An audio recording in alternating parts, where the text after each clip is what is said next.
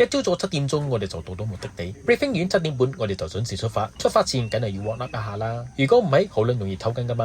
呢個位置嘅停車場都算係幾大嘅，至少停幾10趟車都應該冇咩問題。開始行入去嘅時候，會經過條鐵橋，過咗條鐵橋行到冇幾遠，左手邊有個入口你就轉上去，跟住會經過冧樹嘅位置。好彩我啲隊友夠 fit 啫，曲住個腰行過去都冇咩問題。行咗大概700個米，15分鐘左右就會到睇日出嘅位置。布基斯丹呢度睇日出好出名㗎，你哋可以上網塞晒睇，你就可以知道我有唔有呃你啦。我建議你哋如果唔係好趕時間，約翻幾個好朋友喺個睇日出嘅位置，可以沖翻杯咖啡，打包個辣絲兩蚊嚟食下。其實咁樣係最寫意嘅。不過我哋咁大班人，咁就冇辦法啦。為咗主持大局，唯有停低落嚟影完相，我哋就閃啦。你睇下個日出照住你嚟行，幾咁舒服，幾咁浪漫啊！嗰個光線照落真係啱啱好，靚得你又唔曉太過浮誇。順住條路行落去嘅時候，就會見到個牌仔寫住養鴨堂。養鴨堂我就真係未行過喎。有唔有人可以 share 張相俾我睇下？養鴨堂牌仔呢度開始一直落山，落晒個斜坡就會行一段平路，大概1個公里左右。跟住左手邊經過湖仔，呢個湖仔嘅水都幾清下。我企喺度望落去都可以睇到好多魚仔，跟住又有蓮花呢。你睇我啲隊友都依依不捨咁。湖仔嘅位置我哋逗留幾分鐘，我哋就行去下一站啦。下一站我哋會行到去另一個睇風景嘅位置，就啱啱喺個 highway 邊睇，都係一樣，1個公里都唔使，20分鐘入邊就可以到啦。嘅過程會上一段黃泥路嘅斜坡，好彩冇落雨遮啊！如果唔係，我估計呢條路應該會好閪滑嘅咯。上晒呢段黃泥路過後，當你行緊平路，咁就即是話我哋已經到咗第二個打卡嘅位置。呢個打卡嘅位置有咩咁特別呢？其實睇落去就冇咩特別嘅，不過影相嘅話又真係幾靚嘅喎。如果你影到唔好睇嘅話，咁就人嘅問題，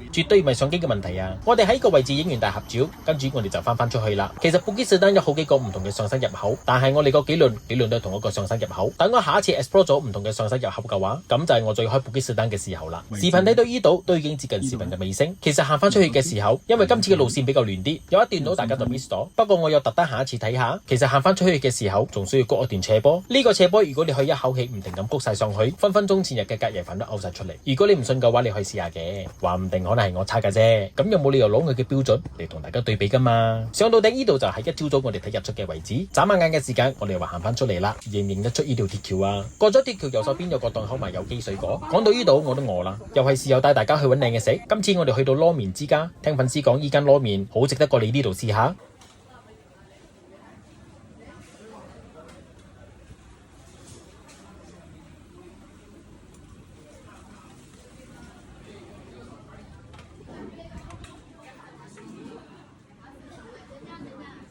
哇！喂，你件衫咁靚嘅，哎呦，哎呦，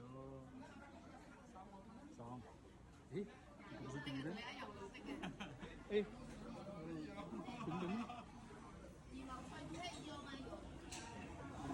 仲諗住同我嘅女神食早餐嘅，點知我嚟到佢都食完啦。你話唔食撈麵嘅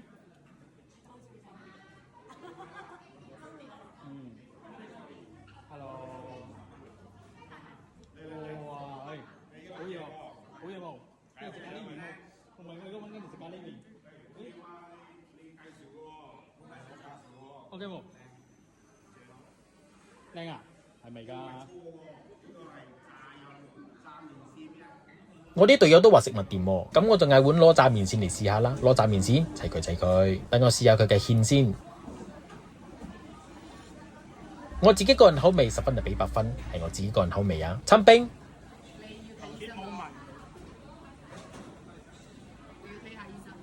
OK 喎，掂喎。